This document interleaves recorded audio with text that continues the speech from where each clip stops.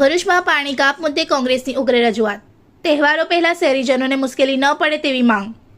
ભરૂચ શહેર કોંગ્રેસ સમિતિ તથા નગરપાલિકાના ચૂંટાયેલા કોંગ્રેસના સભ્યો દ્વારા ભરૂચ નગરપાલિકાના નવનિયુક્ત પ્રમુખ દેવેન્દ્રભાઈ વસાવાને રોડ રસ્તા, સ્ટ્રીટ લાઇટ, સફાઈ અને પાણીની સમસ્યાઓ અંગે રજૂઆત કરવામાં આવી હતી. ખાસ કરીને શહેરમાં તાજેતરમાં કરવામાં આવેલા પાણી કાપ મામલે કોંગ્રેસ દ્વારા ઉગ્ર વિરોધ વ્યક્ત કરવામાં આવ્યો હતો. કોંગ્રેસના આગેવાનોએ જણાવ્યું હતું કે થોડાક દિવસોમાં ઈદનો તહેવાર આવી રહ્યો છે, ત્યારે શહેરમાં પાણી કાપ યોગ્ય ગણાવી શકાય નહીં.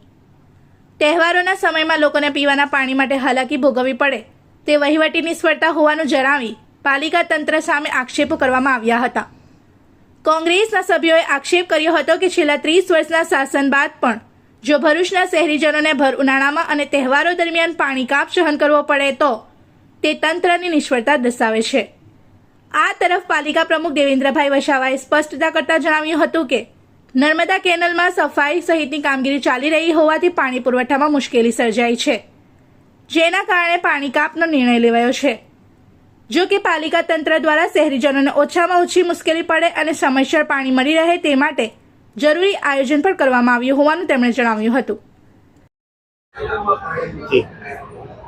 આજ રોજ ભરૂચ શહેર કોંગ્રેસ દ્વારા સ્થાનિક સ્વરાજ્યની ચૂંટણી દરમિયાન પ્રજાના જે પણ પ્રશ્નો અમારા સુધી આવેલા છે, રસ્તા, રોડ, પાણી, ખારા ટીકરા છે, કોન્ટ્રાક્ટરોના જે રોડ બનાવેલા છે એની ક્વોન્ટિટી, ક્વોલિટીના મુદ્દાઓ પર પ્રશ્નો છે, એવા ઘણા સમસ્યાઓ છે. ડોર ટુ ડોરની છે, સફાઈની સમસ્યાઓ છે.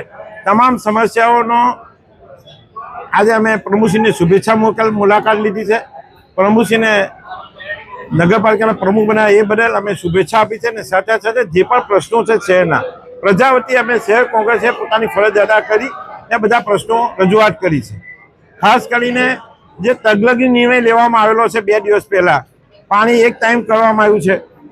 45-46 ડિગ્રી ગરમીમાં એક ટાઈમ પાણી કરવાનું, એ ભરૂચના નગરપાલિકાના છેવાડાના માનવી સુધી પાણી પહોંચાડવાનું, એ પાણી વગર લોકો તરપે છે તેવા પ્રશ્નોને અમે રજૂઆત કરી છે.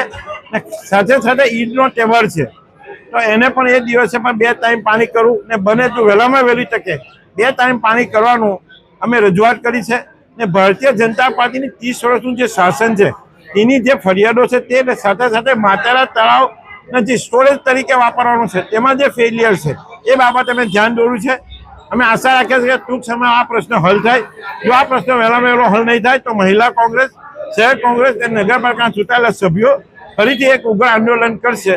ને આ પાણીના પ્રશ્ન, વિવિધ પ્રશ્નો બાબતે ભરૂચ નગરપાલિકામાં શહેર કોંગ્રેસ એક જબરજસ્ત વિપક્ષની જે ભૂમિકા ભજવવાની છે એ ભરૂચ શહેરની પ્રજાને અમે ખાતરી આપીએ છીએ કે આપના વતી અમે પ્રશ્નો સતત ઉઠાવતા રહીશું.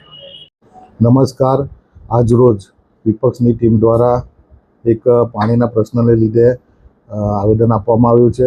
28 તારીખે એમનો પવિત્ર તહેવાર ઈદ હોવાથી પાણીના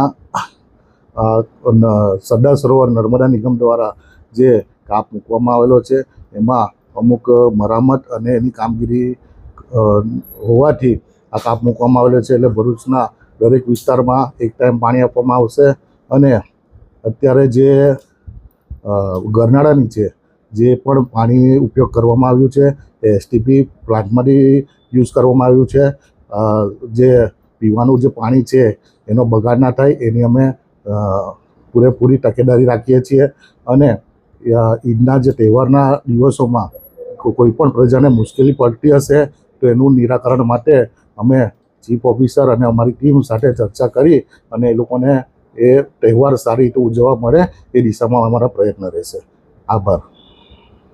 इस वीडियो को लाइक करें, हमारे चैनल को सब्सक्राइब कर बेल आइकन जरूर प्रेस करें हमारी न्यू वीडियो सबसे पहले देखने के लिए.